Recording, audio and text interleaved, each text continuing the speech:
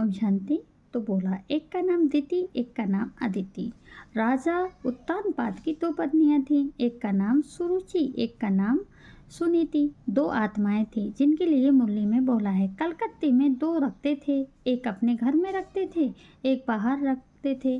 दो पत्नियां थीं, एक का नाम दिया गीता माता और एक का नाम दिया राधा माता।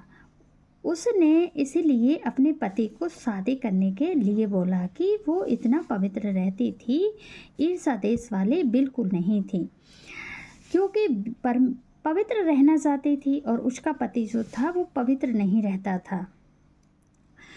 तभी तो उसने अपने पति को परमिशन दिया, क्या अगर तुमको विकार ही चाहिए, सुख चाहिए, तो दूसरी शादी कर लो।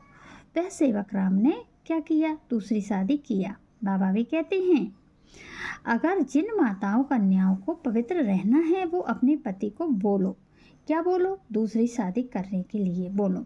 ऐसे ही परम पुरुष की जो दो पत्नियां थीं, परा प्रकृति और अपरा प्रकृति, एक आत्मा भावना वाली और दूसरी देहभान वाली, एक शरीर रूपणी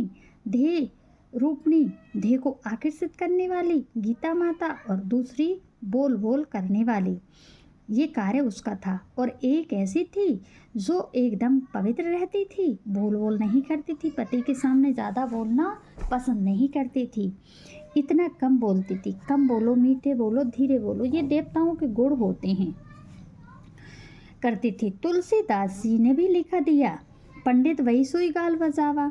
गाल बजाने से परिवर्तन हो जाता है क्या? नहीं होता है। बाबा बोलते हैं, गाल बजाने से परिवर्तन नहीं होता है। वार्तालाप 820। और एक आत्मा भावना वाली परा प्रकृति थी, जो तो राधा माता के द्वारा ब्रह्मा बाबा उनके पास पहुंच गए, उनकी बड़ी बहन थी। इस हिसाब से पवित्रता की देवी, उद्धारता की देवी थी, उद्धारता की मूर्त थी। उस उद्धारता माना उद्धार, ऊपर करने वाला, जिसको कहा जाता है अपने पति के सुख के लिए अपने को त्याग देना। ऐसी श्रद्धावान वाली आत्मा थी, दयावान आत्मा थी, नम्र चित्र थी। बहुत सारे उदाहरण बताए हैं, क्या शांत स्वभाव वाली है, गुण मूर्त है, सारी बातें उस माता के बारे में बताया जाता है। तो उन्होंने क्या था, अपने पति को डायरेक्शन दिया था कि दूसरी शादी कर ले। उसके लिए शास्त्रों में बताया है, दो पाठ बताए हैं, श्री देवी, भूदेवी।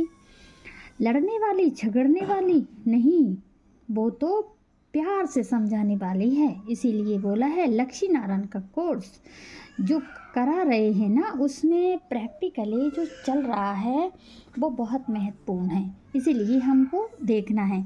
लक्ष्मी नारायण के जो कोर्स है ना, जो प्रैक्टिकली जो फाउंडेशन पड़ा है, कहाँ से, लक्ष्मी कौन, जो राधा माता है, नारायण कौन, राम वाली आत्मा, जो राम वाली आत्मा है, और जो लक्ष्मी वाली आत्मा है, लक्ष्मी वाली आत्मा को राधा बच्ची कहते हैं, और नारायण वाली आत्मा को सेवक राम शंकर वाली आत्मा कहते हैं। उसकी पहचान क्या है और उनकी विशेषताएं क्या हैं, ये सब हमें जानना है।